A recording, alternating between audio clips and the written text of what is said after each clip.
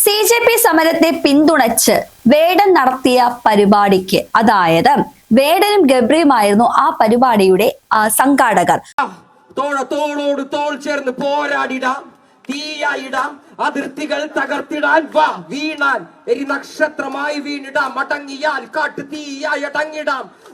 എന്റെ മോള് ഡൽഹിയിലായിരുന്നെങ്കിൽ അവൾ ഒരു ജോലിയും പിടിച്ച് 4 പിള്ളേരും കൂട്ടി അവൾ അവിടെ ഉണ്ടായിരിക്കും. അതിന്റെ ആ റെപ്രസെന്റേഷൻ ആണ് നിങ്ങൾ എല്ലാവരും. സോ നിങ്ങൾക്ക് എല്ലാവർക്കും ഒരു കൺഗ്രാറ്റുലേഷൻസ്. ഇങ്ങനെ വേണം നമുക്ക് മുന്നോട്ട് ഈ നേഷനെ നയിക്കാൻ. പാട്ടും പ്രതിഷേധവും എന്ന പേരിലാണ് പ്രതിഷേധ പരിപാടി സംഘടിപ്പിച്ചത്. പക്ഷേ 99 പേർക്കെതിരെ, കണ്ടാൽ അറിയുന്ന 99 പേർക്കെതിരെ കേസ് എടുത്തിരിക്കുകയാണ് സൗത്ത് പോലീസ് സ്റ്റേഷനിലെ പോലീസ്.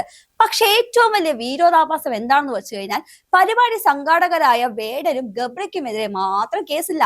പാവം വേടന്റെ മാനേജറായ വിഘ്നേഷ് ഉൾപ്പെടെ കേസിലാണ്. ഇതെന്ത് വീരോധാഭാസമാണ്? ഇതാണോ ജനാധിപത്യം എന്ന് പറയുന്നത്? കാരണം എന്ന് വെച്ചു കഴിഞ്ഞാൽ, ജനാധിപത്യം നശിക്കുന്നു, ജനാധിപത്യത്തെ തിരിച്ചു കൊണ്ടുവരാൻ വേണ്ടിയിട്ടാണ് CJP പാർട്ടിയിലെ കുറച്ച് പിള്ളേർ അവിടെ പ്രതിഷേധം നടത്തുന്നത്. എവിടെയാണോ ജനാധിപത്യം തകർന്നു പോയ അവിടെ പുനഃസ്ഥാപിക്കാൻ വേണ്ടിയിട്ട് ഞാനും ഉണ്ടാകുമെന്നും എന്റെ വരികളിലൂടെ, എന്റെ പാട്ടുകളിലൂടെ ഞാൻ അത് ആരടിക്കുമെന്നും പറഞ്ഞ് വളരെ ശക്തമായിട്ട് സംസാരിച്ചുകൊണ്ടിരുന്ന വേടനെതിരെ കേസില്ല എന്ന് പറയുമ്പോൾ, ഇവിടുത്തെ ജനാധിപത്യം വേടനെ ബാധകമാണോ അല്ലയോ? ഇതാണ് നമ്മുടെ ആദ്യത്തെ ക്വസ്റ്റ്യൻ. എന്റെ കയ്യിലാണ് നാടുപാതി, വാക്കെടുത്തവൻ ദേശദ്രോഹി, തീവ്രവാദി. അത് തന്നെയാണ് ഇപ്പൊ ഇവിടെ നടന്നുകൊണ്ടിരിക്കുന്നത്.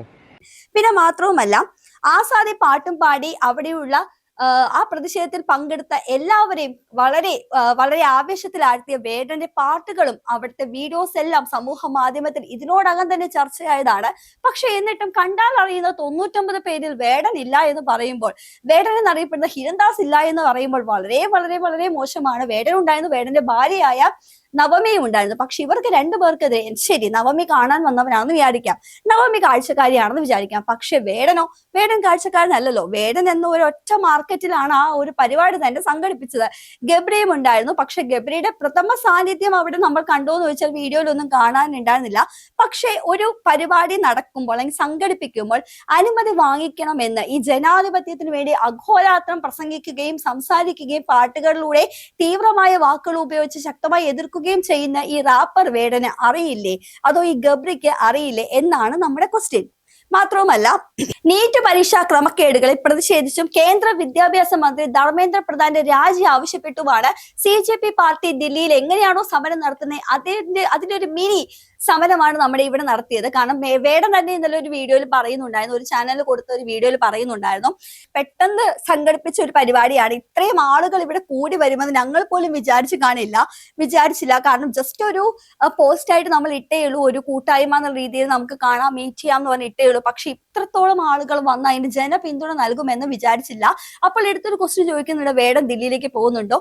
ഇപ്പോൾ ദില്ലിയിലേക്ക് പോകേണ്ട ആവശ്യമില്ല എന്നാണ് തോന്നുന്നത്. പക്ഷെ പോവേണ്ടി വന്നാൽ ഞാനും നവമിയും തീർച്ചയായിട്ടും അവിടെ പോകുമെന്നാണ് പറയുന്നത്. പക്ഷെ ഇത്രയൊക്കെ നടന്നു കഴിഞ്ഞിട്ടും വേടന്റെ പേരിൽ കേസ് വന്നില്ല. 99 പേർക്കെതിരെ, കണ്ടാലറിയുന്ന 99 പേർക്കെതിരെ കേസ്.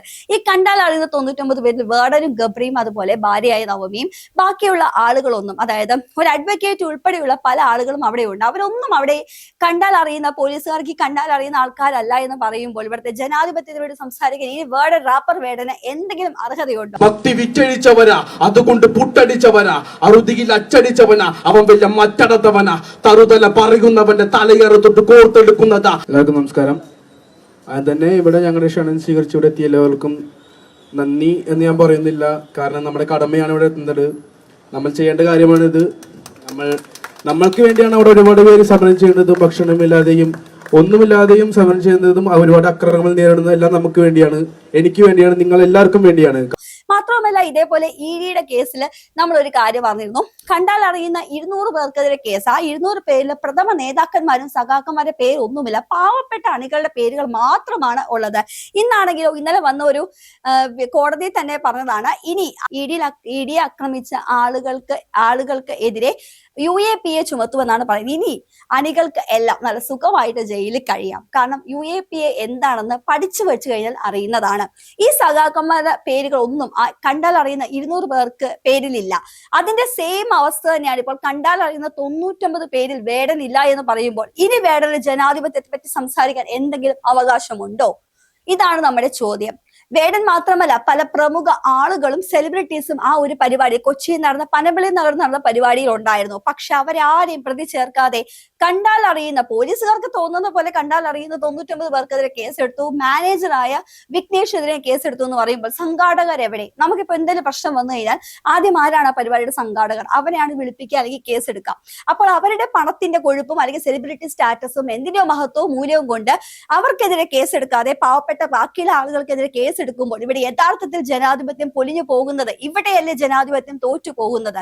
CJP പാർട്ടിയുടെ സമരവേദിയിൽ ജനാധിപത്യം വേണം, ജനാധിപത്യം പുനഃസ്ഥാപിക്കണം എന്ന് പറയുകയും ധർമ്മേന്ദ്ര പ്രധാൻ രാജിവെക്കുക എന്ന് പറയുമ്പോൾ ഇവിടെ ഇങ്ങേ മൂലയ്ക്ക് കേരളത്തില് നമ്മുടെ തെക്കേ അറ്റത്ത് സ്ഥിതി ചെയ്യുന്ന തിരുവനന്തപുരത്തെ സെക്രട്ടേറിയറ്റിന് മുന്നിൽ വർഷങ്ങളായിട്ടും മാസങ്ങളായിട്ടും സമരം ചെയ്തു വന്നിരുന്ന പലരെയും ഇവർ അവഗണിക്കുകയാണ് ചെയ്തിരിക്കുന്നത്.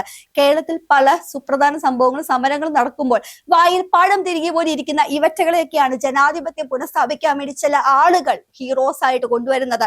ഇപ്പോൾ ആ ഹീറോസിന്റെ പുറകെ പോയ ആളുകൾ മാത്രം കണ്ടാൽ 99 പേരിൽ ചിലപ്പോൾ അവരായിരിക്കും. ഇനിയെങ്കിലും ഇവറ്റകളുടെയൊക്കെ കൂടെ പോയിട്ട് വെറുതെ സ്വന്തം വില കളയാതിരിക്കൂ.